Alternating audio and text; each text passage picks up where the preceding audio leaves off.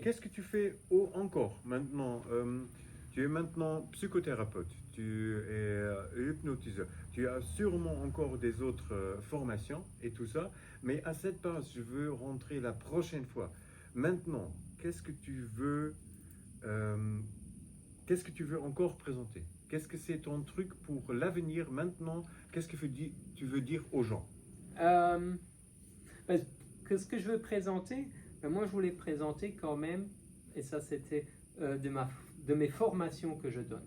Pourquoi? Parce que euh, il y a un grand besoin, il y a un grand besoin notre société, le monde extérieur a un grand besoin de pratiques similaires à celle-là. Je ne vais pas dire ma pratique parce que ce serait non, mais des pratiques. Mais moi du coup aujourd'hui j'investis beaucoup de temps aujourd'hui à former des personnes, informer ou plutôt éduquer, instruire quelque chose, mes expériences, donc partager mes expériences, mon vécu, ce que j'ai créé, ce que j'ai développé, ce que j'ai assemblé.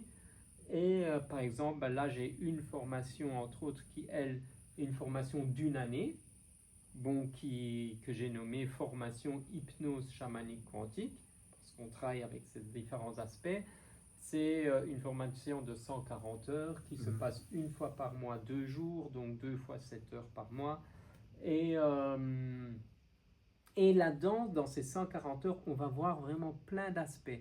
C'est une formation qui est surtout liée on va développer le ressenti, donc quelque chose qu'on va voir à travers une séance, on va aller pouvoir toucher à des choses qui ne sont pas visibles et qui dépassent la psychologie. Il y a des cours de psychologie, de psycho, mais d'une manière très facilement compréhensive, donc pas des trucs très très simples. Très simple à mettre en place.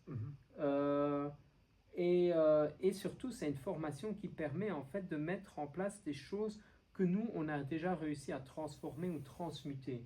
Donc ça veut dire cette formation permet de faire un travail sur soi pour savoir comment on peut apporter ça à l'autre parce qu'on en a fait soi-même l'expérience. Mais oui, bien sûr, et ça c'est la Oui. meilleure expérience qu'on peut faire. Alors, tu as aussi eu des dépressions. Tu sais qu'est-ce que ça veut dire? Tu t'es soigné toi-même ou tu... oui, raconte une fois. Non, j'ai pas vraiment vécu des dépressions, des états un peu dépressifs, peut-être un peu, malgré que c'était quelque chose qui a été répandu un petit peu dans notre famille. Alors il y en a quelques-uns qui l'ont eu, comme maladie, ça a été véhiculé comme une maladie transgénérationnelle, mais moi j'ai été épargné par cela. J'étais plutôt quelqu'un qui est au contraire On en parlait tout à l'heure, je suis très feu. Mhm. Et mais dans le sens que euh, euh, il fallait plutôt, moi ça a été plutôt l'inverse, je me suis plutôt perdu dans le fait de trop faire, de, de, de, de vouloir, d'aller au-delà de mes possibilités Mhm. et de vouloir des fois trop apprendre ou trop savoir ou des fois trop contrôler.